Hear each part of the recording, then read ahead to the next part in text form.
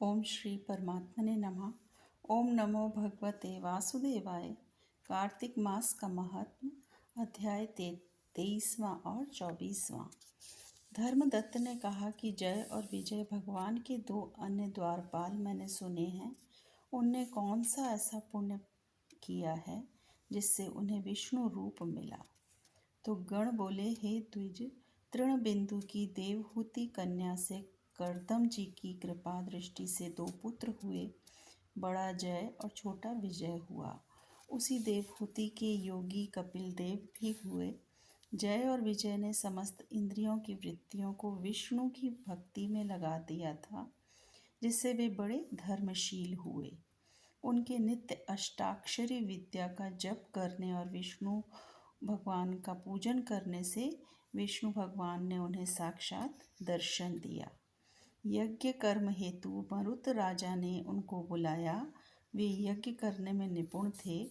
उनको देवता और ऋषि भी पूजते थे। वे वहां गए। उस यज्ञ में जय ब्रह्मा और विजय याचक हुए। उन्होंने संपूर्ण यज्ञ पूर्ण किया। मरुत ने यज्ञ का स्नान करके उनको बहुत द्रव्य दिया। उस धन को लेकर वे अपने आश्रम को आ गए। भगवान ने अलग अलग पूजन और प्रसन्नता के लिए उस धन को परस्पर बांटने लगे।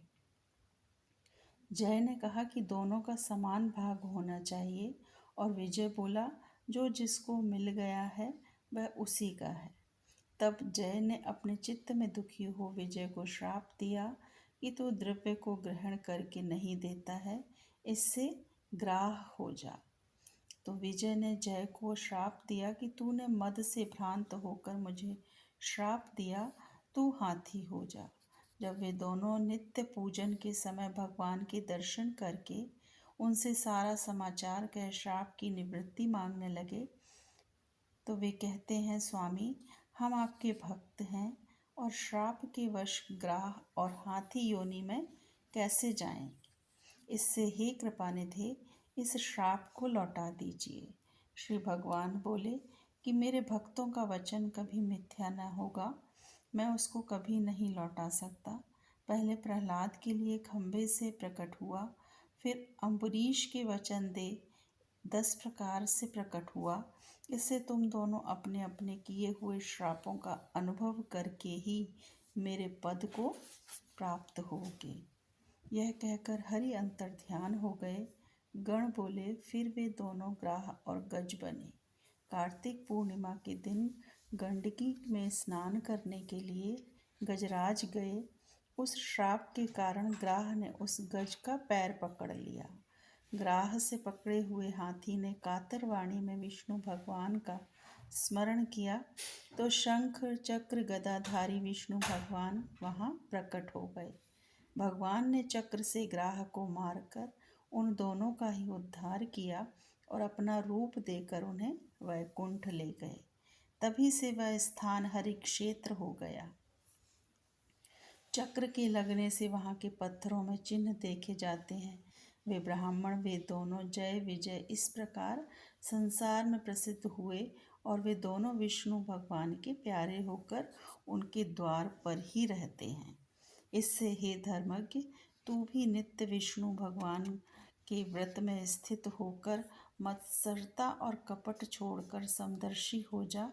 सदा तुला, मकर और मेष के सूर्य में प्रातःकाल स्नान कर, एकादशी का व्रत कर और तुलसी के वन का पालन किया कर।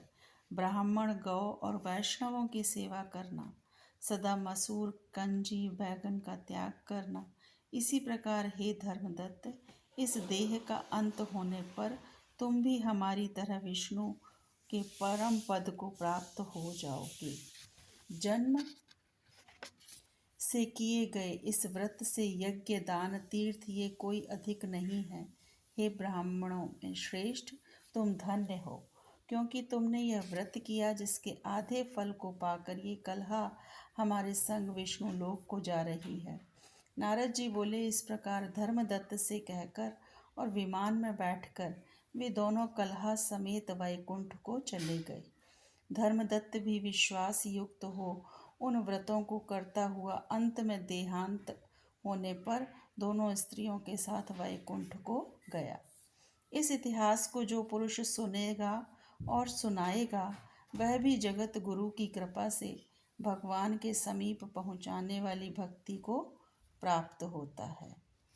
पृथु बोले कि कृष्णावेणी के तट से शिव और विष्णु के गणों ने वैश्य के शरीर से कलहा निकाली, आपने उनको बचाया।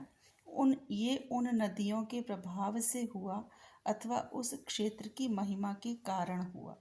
हे धर्मज्ञ, इसमें हमको बड़ा संदेह है, हमसे आप इसका वर्णन करिए। तो नारद जी बोले कि कृष्णा साक्षात कृष्ण का शरीर है और वेणी शिव जी का स्वरूप है। इनके प्रभाव को चतुर्भुज ब्रह्मा भी नहीं कह सकता। तो भी पहले उनकी उत्पत्ति को मैं कहूँगा, उसको सुनो। पहले चाक्षुषा मनवंतर में ब्रह्मा जी ने रमणीक सह्याद्रि के शिखर पर यज्ञ करना चाहा था। यज्ञ की सामग्री इकट्ठी करके देवगणों के साथ वह विष्णु और महादेव को संग लेकर जब शिखर पर जा पहुँचे, ब्रह्म दैवत मुहूर्त में भृगु आदि ने उसकी दीक्षा विधान के लिए प्रीतिपूर्वक समाज की और उनकी स्वरा नाम की पत्नी को बुलाया, लेकिन उसने वहां आने में विलंब लगाया। तब भृगु विष्णु से बोले कि हे विष्णु, आपके बुलाने पर भी वह नहीं आई, मुहूर्त बीता जाता है, अब दीक्षा विधि कैसे होगी। तो श्री कृष्ण बोले, जो स्वरा शीघ्र नहीं आती तो यहाँ गायत्री को बिठाकर दीक्षा विधान करिए। क्या इस पवित्र कार्य के लिए वह पत्नी होते हुए भी योग्य नहीं है। तो नारद जी बोले कि रुद्र ने विष्णु के वचन को मान लिया और गायत्री को ब्रह्मा के दक्षिण भाग में बैठाकर दीक्षा विधि प्रारंभ करा दी। जितनी देर में मुनीश्वरों ने दीक्षा विधि पूरी की, इतने समय में यज्ञ स्थल पर स्वरा आ गई और गायत्री को ब्रह्मा के संग दीक्षा की हुई देखकर सौतपनेन के ईर्षा भाव से क्रोध होकर बोली कि जहाँ अपूज्यों का पूजन होता है, जो पूज्यों का पूजन नहीं होता है, वहाँ दुर्भिक्ष, मरण और भव्य, ये 3 फल होते हैं। और दक्षिण भाग में जो वह मेरे आसन पर बैठी है, वह अदृश्य और गुप्त रूप वाली नदी होएगी। और हे कृष्ण, मेरे आसन पर मुझसे छोटी को तुमने बैठा दिया, जो तुम भी जड़कर बनकर नदी हो जाओगे। उसके ऐसा श्राप को सुनकर क्रोध के मारे कांपते हुए होठों से देवताओं के रोकने पर भी गायत्री बोली कि ब्रह्मा जी, तेरी भांति मेरे भी पति हैं, तूने मुझे वृथा श्राप दिया, इससे तू भी नदी हो। तो नारद जी बोले, फिर बीच विष्णु सब देवता हाहाकार कर दंडवत करके स्वरा से प्रार्थना करने लगे कि हे देवी, अब जो हम ब्रह्मादिक सब देवों को तुमने श्राप दिया, जिससे हम सब जड़भूत नदी बन जाएंगे, ये तीनों लोक नष्ट हो जाएंगे, ये श्राप तुमने बिना विचारे दे दिया, अतः इन्हें लौटाना चाहिए। तो स्वरा बोली, हे देवताओं, तुमने यज्ञ के प्रारंभ में गणेश जी का पूजन नहीं किया था, इससे मेरे क्रोध से ये विघ्न निस्संदेह पैदा हुआ। मेरा यह वचन निश्चय है, झूठा नहीं है। इससे अपने अंशों से जड़भूत होकर तुम सब नदी हो और हम दोनों सौत भी अपने अंशों से नदियां बन पश्चिम की तरह बहेंगी। नारद जी बोले, स्वरा के ऐसे वचनों को सुनकर ब्रह्मा, विष्णु और शिव के ये सब जड़भूत होकर अपने अपने अंश से नदी हो गए।